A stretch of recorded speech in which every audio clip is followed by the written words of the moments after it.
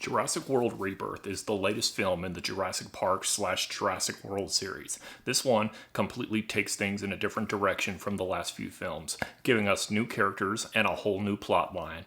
Well, actually, it's the same recyclable plot line that we've gotten from the last 6 movies. However, in here, it's just carried out in a slightly different way. This movie follows a group of mercenaries and, one scientist paleontologist dude, and then, some billionaire dude who funds the project, bribing them easily, very sneaky, and also along for the ride are some ragtag individuals and another mercenary who knows one of the other mercenaries. You notice how I'm saying words just like a mercenary and a scientist? That's because I literally don't remember a single character's name. My brother and I were actually discussing this after watching the film, how we couldn't remember any of the characters' names.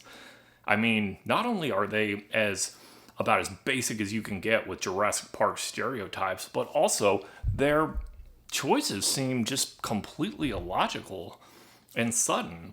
Have we not learned anything from the last 6 movies and everything that's happened? After that, we get about 10 minutes to meet around 8 new characters and let them take an exposition dump all over us, and then that's it, to the island. The point of this mission they're on is to try and get some blood samples from some of the genetic dinosaurs from the original park so that they can make some kind of cure, I don't remember, like medicine for cancer or heart disease or some crap like that. It's the same old plot. It's just this time a shady billionaire who persuades them to go do it. No red flags there.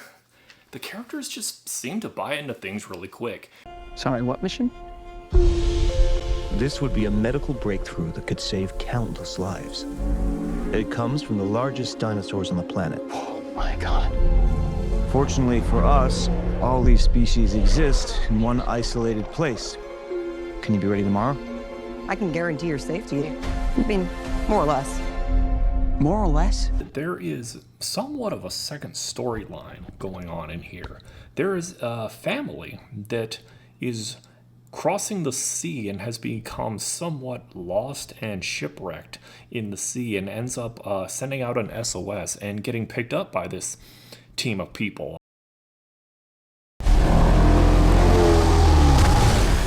Now, once all the stuff starts happening, the groups end up getting separated. So now we've got this family and our original group of scientists, mercenaries, and that team off on their own. And they go on an adventure to get the blood samples, get off the island, and not get eating. Look, I'm not going to sugarcoat anything. Initially, I was not really liking a single thing about this movie at all. Opening scene, for instance, they show you the big, bad, genetically altered dinosaur behemoth thing that they've been experimenting on. You see him kill a guy behind glass after the lab's system malfunctioned because a Snickers bar wrapper got blown into the door's vent and somehow shut everything down. Yeah, I wish that I was making that up. I'm not. Sorry. Please open the door for me. They show you the big bad beast of the movie, so you have nothing to look forward to. Now, compare that with the opening scene in the original Jurassic Park. Remember that scene with the raptor cage where they're working on it and that guy falls in the raptor cage and you hear them just tearing him and ripping him apart and everybody's screaming trying to pull him out, but you never actually see what's happening. You don't see the raptor, maybe just a glimpse of his eyes for a little bit, but you hear all the screaming and the chaos, and it's utterly terrifying. Work her back!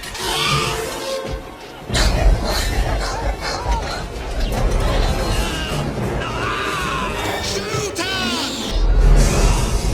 Shoot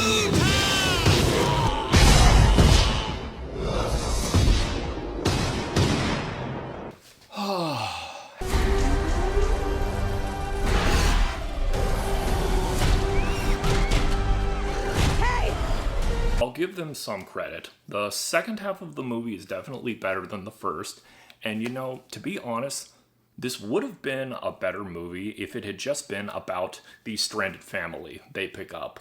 I've actually been saying this for a while now, but I think it would be a really cool Jurassic World / Park movie to have, to be from the perspective of a shipwreck or a group that's lost at sea who come upon the island on accident, and it has the dinosaurs from the park there that have been abandoned and left to their own.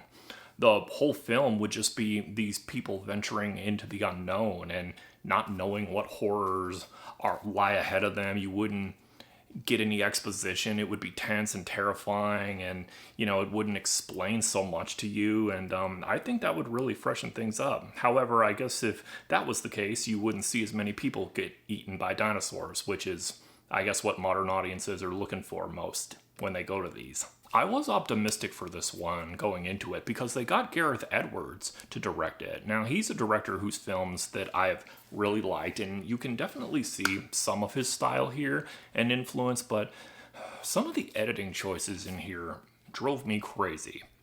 There's a particular scene I remember. It's really near the beginning of the movie. It's not even an action scene. It's where all the characters we've met thus far are sitting around a table having a conversation. And it annoyed me how much the camera was cutting around in that scene.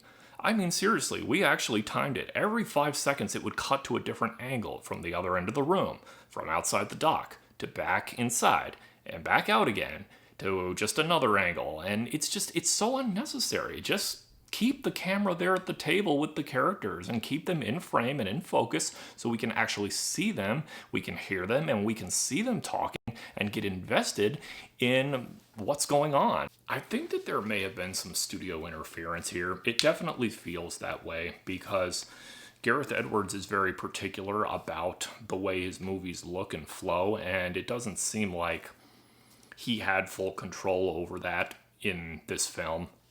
Look, this movie was really not good. It just simply wasn't.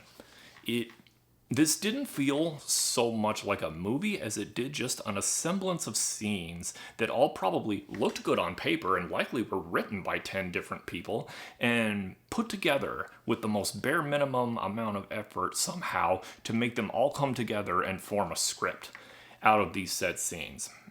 I will say it is in some ways better than the last one we got, which was Jurassic World Dominion. I mean, that one was a mess, but at least that one kind of leaned into its silliness and it gave us some good fan service and fun, and it was more of a fun movie as a result. But as a whole, this film it's made better, yes, it's a better movie, but honestly, I liked Jurassic World Dominion better because it was just a more fun movie, and I had a better time with it because it leaned into its campiness and silliness. This one just falls flat in every way.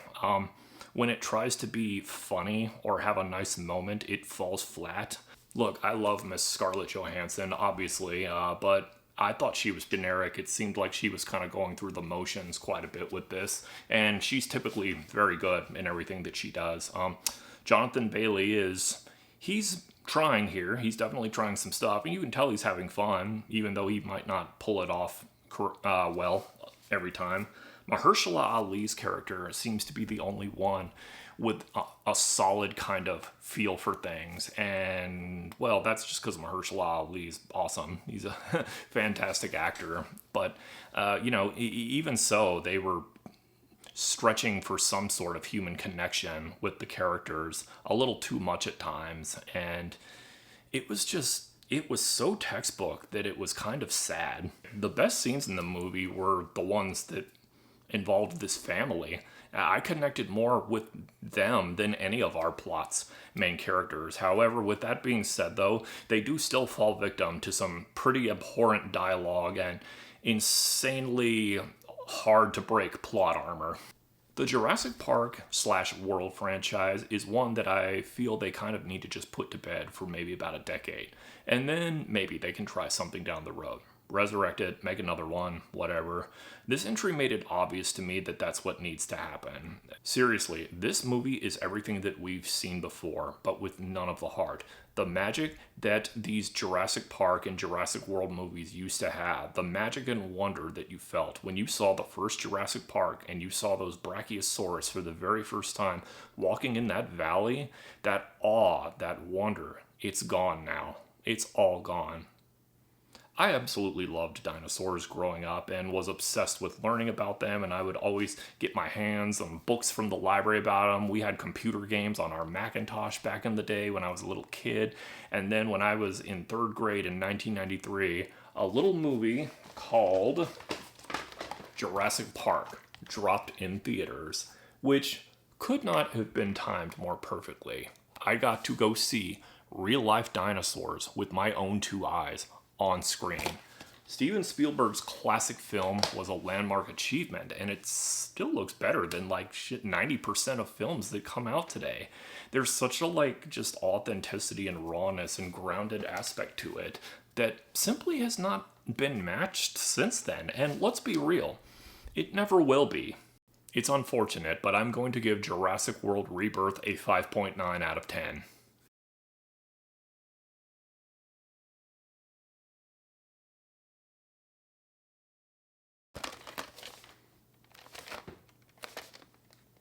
Old school. I did like this one. As an adult now, I can see this isn't as good as the first one, but this one is still okay. Also, who remembers this one? Jurassic Park on Genesis? Yeah.